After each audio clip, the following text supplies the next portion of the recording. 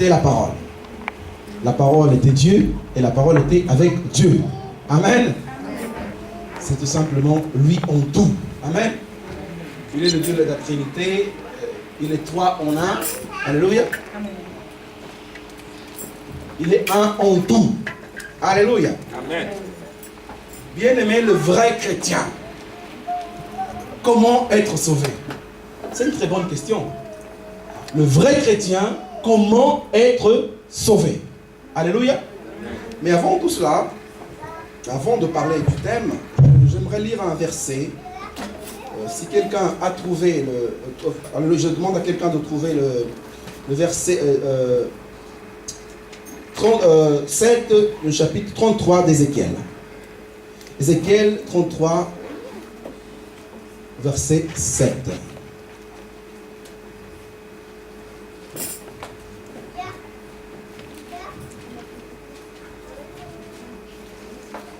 Quelqu'un a trouvé?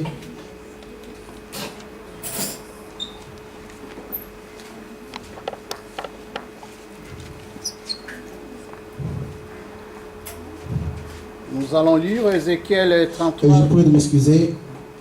On peut commencer par le verset 6. Excusez-moi. Ézéchiel 33, verset 6. Au nom de Jésus-Christ. Amen. De 6 à 7. 6 à 7. Oui. La Bible nous dit ceci. Si la sentinelle voit venir l'épée et ne sonne pas de la trompette, si le peuple n'est pas averti et que l'épée vienne enlever à quelqu'un la vie, celui-ci périra à cause de son iniquité. Mais je redemanderai son sang à la sentinelle. Alléluia. Et toi, fils de l'homme, je t'ai établi comme sentinelle sur la maison d'Israël. Tu dois écouter la parole qui sort de ma bouche et les avertir de ma part. Amen. Amen. Tel est le rôle de la sentinelle. Alléluia. La sentinelle est là pour guetter le danger, pour avertir, alléluia, afin que le peuple soit sauvé. Amen. Donc c'est ça l'objectif. La sentinelle doit être prête à identifier le problème, doit être prêt à identifier le danger. Amen. C'est cela le rôle des serviteurs de Dieu. Amen. Alors, permettez-moi de vous dire qu'aujourd'hui, je serai là, je parlerai de la part de l'Éternel tant qu'une sentinelle. Amen. Amen. Alléluia. Amen. Comme une sentinelle que l'Éternel s'est choisi. Alléluia. C'est ça le rôle de la sentinelle. Hier, nous avons vu comment l'Éternel nous a conduits. Amen. Nous avons pu comprendre comment doit marcher le chrétien, qui est le chrétien, ce que Dieu fait dans la vie d'un chrétien. Amen. Donc, notre maman prophétesse nous a bien nourris avec cette parole de l'Éternel. Alléluia. En abordant plusieurs aspects de la vie de vrais chrétiens nés de nouveau. Amen. Je pense qu'aujourd'hui, je ne parlerai plus de ça parce que l'Éternel est bon. Alléluia. L'Esprit de Dieu agit dans cette église. Amen. Amen. Et donc, là, on va plutôt parler du chemin que le chrétien doit faire, parcourir pour atteindre le salut. Amen. Les choses qu'il ne doit pas faire qui l'empêcheront d'atteindre le salut. Alléluia. Parce que je te dis la vérité, ton salut, tu peux le perdre. Amen. Tu le savais ça? Ton salut, tu peux le perdre. Amen. Donc, nous allons aborder certains aspects, les uns peut-être plus étonnants que d'autres. Pour cela, nous allons quand même définir qu'est-ce que c'est le chrétien. Nous allons tout d'abord lire le verset phare, hein, le verset de base du séminaire, Jean 3 au verset 17. Je lis pour la gloire du Seigneur Jésus-Christ. Dieu, en effet, n'a pas envoyé son Fils dans le monde pour qu'il juge le monde, mais pour que le monde soit sauvé par lui. Alléluia. Pour que le monde soit sauvé par lui, donc par Jésus-Christ de Nazareth. C'est le seul espoir de salut de notre vie. Alléluia. Nous allons donc quand même définir d'abord qu'est-ce que c'est un vrai chrétien. Alléluia. Parce que là, il est question du vrai chrétien. On ne parle pas chrétien tout court. Le vrai chrétien. Parce que beaucoup se disent chrétiens, mais ils le sont vraiment de bouche, de cœur, en esprit et en vérité. Donc, un chrétien est un individu qui demeure, en qui demeure le Saint-Esprit. Alléluia. Amen. Dont l'attitude et le comportement s'harmonisent avec l'enseignement de Jésus-Christ. C'est cela un vrai chrétien. Par la régénération du Saint-Esprit, le chrétien est né de nouveau et revêtu de la puissance d'en haut. Alléluia. Il est né de nouveau et revêtu de la puissance d'en haut. Hier, maman prophétesse nous avait dit qu'il est né d'en haut. Alléluia. C'est la même chose. C'est la puissance d'en haut. Il naît de la puissance d'en haut, c'est-à-dire du Saint-Esprit de Dieu. Alléluia. Donc, cela lui permet d'entretenir une bonne relation avec Dieu et son prochain en menant une vie d'amour et de service. Alléluia. Amen. Le chrétien doit mener une vie d'amour et de service. Le vrai chrétien doit vivre Matthieu 5, 44. Alléluia. Et en plus, ça a été une révélation. Dieu est vraiment bon. Il est trop bon. Alléluia. Nous allons lire. Nous allons aller doucement, mais sûrement. Parfois, on va peut-être aller plus vite, mais l'important, c'est de comprendre le message. Nous allons lire Matthieu 5, verset 44. Je lis pour la gloire du Seigneur Jésus-Christ. Mais moi, je vous dis, aimez vos ennemis. Bénissez ceux qui vous maudissent. Faites du bien à ceux qui vous haïssent. Et priez pour ceux qui vous maltraitent et qui vous persécutent. Alléluia. Donc, le chrétien ne doit pas seulement vivre dans l'amour entre eux, c'est-à-dire de façon comme un ghetto, de façon ghettoisée, mais il doit s'ouvrir aux autres. Le vrai chrétien doit prier pour celui qui le persécute. Amen. Quand quelqu'un te fait du mal, ça fait mal au cœur, mais il faut le pardonner. Amen. Si tu ne pardonnes pas, ton Père qui est dans les cieux ne te pardonnera pas non plus. Amen. Alléluia. Il faut pardonner et prier pour lui. Alléluia. Amen. Donc la vie chrétienne, ce n'est pas fait de facilité. C'est dur, mais c'est la vérité. Alléluia. Donc avec tous ces attributs, le vrai chrétien court vers le but pour remporter le prix de la vocation céleste de Dieu en Jésus-Christ. Amen. Amen. C'est ce qu'a dit l'apôtre Paul. C'est le but d'un chrétien. Le premier but d'un chrétien sur la terre, c'est le salut de son âme. Alléluia. Amen. Tu peux mourir boiteux, que sais-je, mais le plus important, c'est que ton âme soit sauvée. Amen. Alléluia. Amen. Peu importe. Ça n'a pas d'intérêt d'être zélé pour le Seigneur, faire tant de choses, mais qu'à la fin, tu tombes quand même. Amen. Alléluia. Amen. C'est très important, bien-aimés. Le but, c'est ça, que ce soit vraiment bien gravé dans nos mémoires. Le but premier d'un chrétien, c'est le salut de son âme, mais bien évidemment des autres, son prochain. Alléluia. Donc nous devons marcher avec ce but-là. Nous devons courir pour atteindre vraiment cette couronne. Alléluia. Les gens dans le stade, ils courent pour atteindre une couronne, un trophée corruptible. Mais toi et moi, nous courons pour obtenir vraiment cette couronne, cette récompense céleste, qui est la vie éternelle. Alléluia. Alléluia. Amen. Donc, c'est l'apôtre Paul qui l'avait dit aux Philippiens. Donc ici, Paul ne parle ni plus ni moins que du salut. On peut facilement conclure que le vrai chrétien, je dis bien le vrai chrétien, doit être sauvé. Si on a tous ces éléments, sont remplis bien à toutes ces conditions, on dit facilement, le vrai chrétien doit être sauvé. Alléluia. Parce qu'il il a toutes ces conditions qui lui permettent effectivement d'être sauvé, comme on disait. Mais dans tout cela, je dois vous dire, que ce n'est pas du tout facile. Alléluia. Ce n'est pas du tout facile. Il y a beaucoup de pièges qui peuvent compromettre l'issue de notre course. Amen. La vie est un combat. Amen.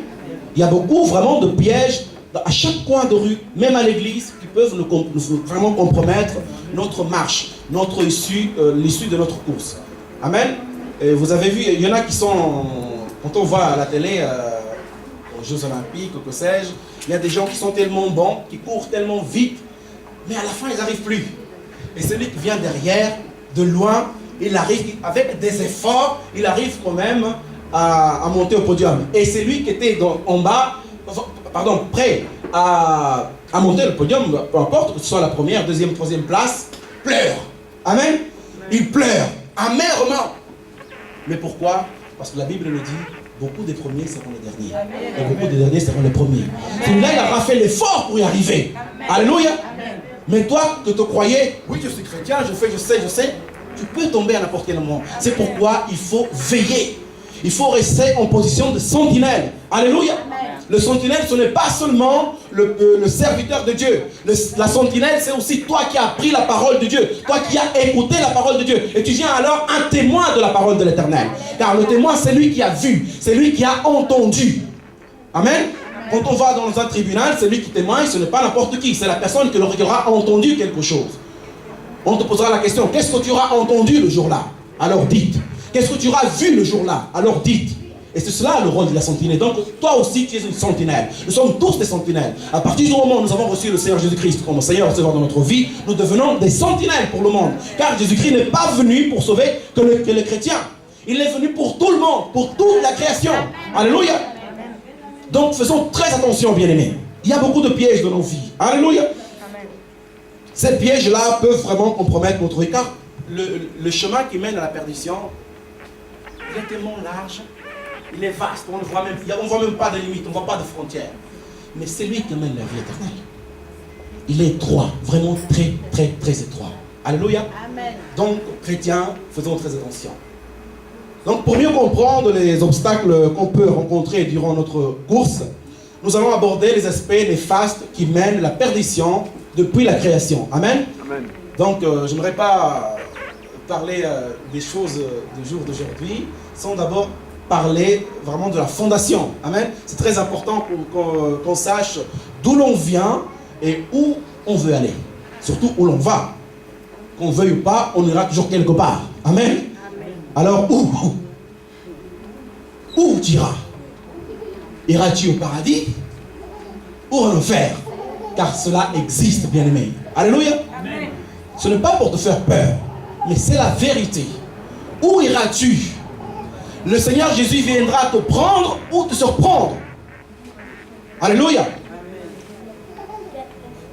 Ce sont les barrières, c'est notre vie, c'est nous-mêmes qui sommes ou pouvons devenir des obstacles à notre salut. Alléluia. Amen.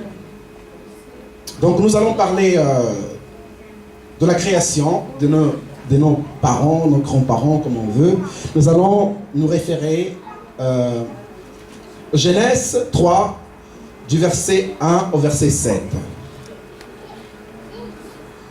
Qu'on puisse vraiment bien comprendre d'où la chute de l'homme. C'est à cause de ces histoires-là qu'on est attristé, qu'on a des soucis. Alléluia. Une fois, ils nous ont fait tellement de misère, nos grands-parents là, Adam et Ève. Le but de l'Éternel, c'était pas ça. Mais ils ont négligé, ils n'ont pas respecté les voies de l'Éternel. Et voici, nous vivons ce que nous vivons. Amen. Mais Dieu est quand même bon. Il est surtout amour. Si quelqu'un a trouvé, si le pasteur peut nous lire, s'il vous plaît. Verset premier. Genèse 3, 1 à 17. Le temps est très court. Nous allons lire pour la gloire du Seigneur. Amen. Les serpents étaient les plus rusés de tous les animaux du champ que l'Éternel Dieu avait fait. Il dit à la femme, Dieu a-t-il réellement dit, vous ne mangerez pas de tous les arbres du jardin? La femme répondit au serpent, nous mangeons du fruit des arbres du jardin, Mais quant au fruit de l'arbre qui est au milieu du jardin, Dieu a dit, vous n'en mangerez point et vous n'y toucherez point, de peur que vous ne mouriez. Alors le serpent dit à la femme, vous ne mourrez point. Mais Dieu sait que le jour où vous en mangerez, vos yeux s'ouvriront et que vous serez comme de Dieu, connaissant les biens et les mal. La femme vit que l'arbre était bon à manger et agréable à la vue, et qu'il était précieux pour ouvrir l'intelligence. Elle prit de son fruit et en mangeant. Elle en donna aussi à son mari qui était auprès d'elle, et il en mangea. Les yeux de l'un et de l'autre s'ouvrirent. Ils connurent qu'ils étaient nus, et ayant cousu des feuilles de figuier, et ils s'en firent des ceintures. Alors ils attendirent la voix de l'Éternel Dieu qui parcourait les jardins vers le soir, et l'homme et sa femme se cachèrent loin de la face de l'Éternel Dieu, au milieu des arbres du jardin. Amen. Amen. On peut s'arrêter là, merci. Alléluia. Donc nous avons entendu ce que, je pense que chacun d'entre nous connaît bien l'histoire de la création, le début de la création, comment Dieu a fait l'homme, la femme, l'univers et tout ce qui s'en suit. Alléluia. Mais là, on va vraiment parler le pourquoi de notre malheur. Amen. C'est ça qui nous intéresse. Qui et comment les choses, par qui et comment les choses ont commencé. Donc Dieu avait établi une alliance avec l'homme qu'il avait créé à son image et à sa ressemblance. Il lui donna à la fois des paroles de bénédiction et des avertissements. Alléluia. S'il obéissait, Dieu le bénirait. S'il désobéissait, il serait puni. Vous êtes bien d'accord? C'est ce qu'on vient de lire. Bon, ça c'était plutôt au début des premiers versets, puisque c'est pourquoi je vous ai dit que de vous rappeler vraiment de ce qu'il est écrit. On n'aura pas le temps de tout lire, comment Dieu a créé l'homme et la femme, mais ce sont des paroles quand même importantes que chacun de nous connaît. Le fait que Dieu ait donné des promesses à Adam, alléluia, et par conséquent aussi à Ève. Donc Adam, tenté par Satan, choisit de ne pas respecter le commandement et rompit l'alliance. Satan était un chérubin dans le ciel, mais il a désobéi en se révoltant contre Dieu et il a été chassé. Alléluia.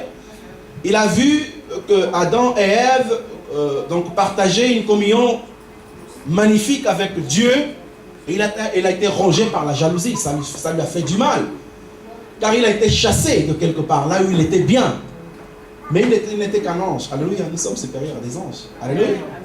C'est la vérité. Nous sommes supérieurs à des anges, car l'Éternel a créé l'homme à son image et à sa ressemblance.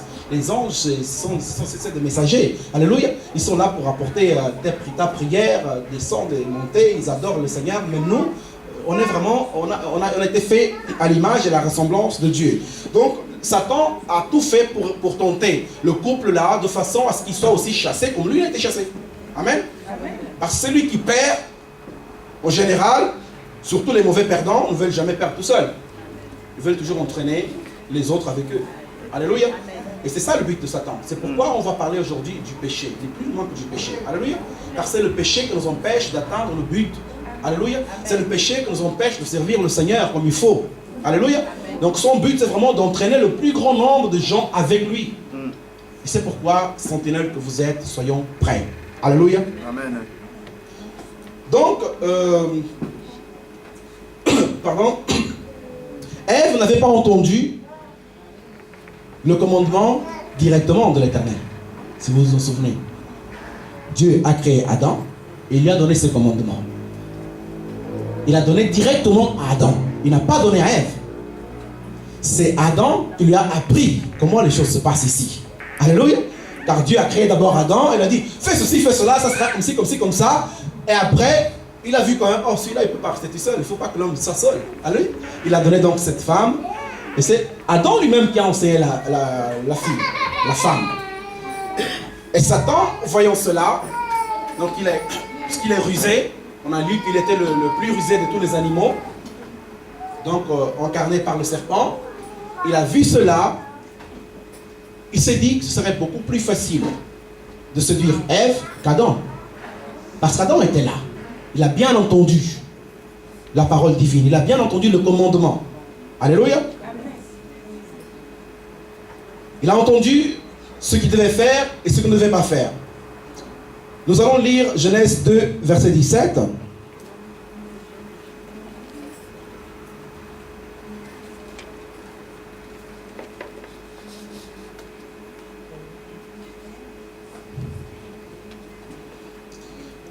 Mais tu ne mangeras pas de l'arbre de la connaissance du bien et du mal, car le jour où tu en mangeras, tu mourras certainement. Amen. Donc c'est là le commandement concernant l'arbre de vie. Donc de connaissance du bien et du mal, c'est l'arbre de vie. Alléluia. Donc soyons vraiment attentifs. Il y a ici donc ces deux aspects importants. Puisque Ève n'a pas entendu directement ce message, elle serait plus facilement donc tentée. Elle pourrait douter plus facilement. Et c'est la même chose dans la vie des chrétiens. Alléluia. Celui qui ne vient pas régulièrement à l'église, il devient faible. Celui qui ne lit pas régulièrement la parole de Dieu, il n'est pas rempli. Celui qui vient à l'église parce qu'on lui dit il faut aller à l'église, il vient par pression des hommes de Dieu, de la famille, il vient à l'église par pression des amis. Alléluia. Il vient vraiment à contre-cœur. Cette personne peut douter de tout. Il a dit, Dieu a réellement dit. Mais c'est pareil dans notre vie. Chacun d'entre vous, celui qui n'a pas une relation personnelle avec Dieu, par manque de prière, par manque de méditation, n'importe qui dans la rue, il se trouve avec un témoin de Jéhovah, ça sera le carnage. Alléluia. On dirait qu'ils ont l'art d'hypnotiser les gens. Ils commencent à te laver, jusqu'à ce que tu dises, ah oui, c'est vrai. Alors c'est toi le vrai témoin de Jéhovah. C'est toi qui devais le faire sortir de là où il est pour revenir à toi. Amen. Alléluia. Amen.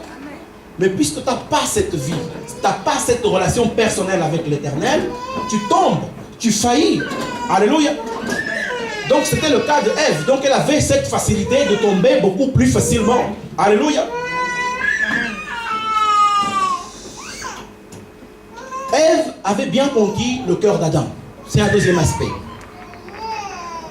Elle avait bien conquis le cœur de son âme. Et de ce fait, elle est devenue la créature chérie d'Adam. Alléluia. Amen.